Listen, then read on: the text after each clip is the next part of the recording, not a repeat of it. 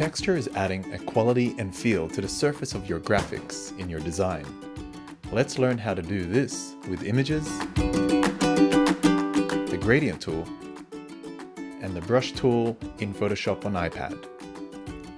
Using photos is an easy way to add texture to your document.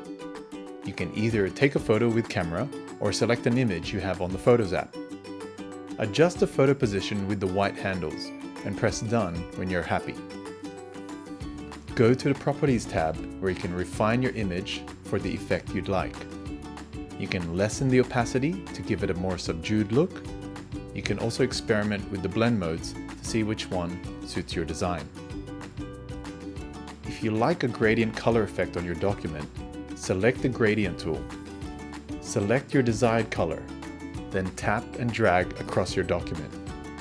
You can tap from any direction. In the Properties tab, you can change the opacity and play with blend modes for different effects. Finally, you can add texture with the Brush tool. Double tap the Brush tool to see the available brushes. Select the brush, color, size, and opacity. You can also select the blend mode, roundness, angle, flow, and smoothing. This is great for adding texture to anything on your document. You can make graphics feel rough, smooth, glossy, matte, and more. So there you have it, how to add texture on Photoshop on iPad. Enjoy.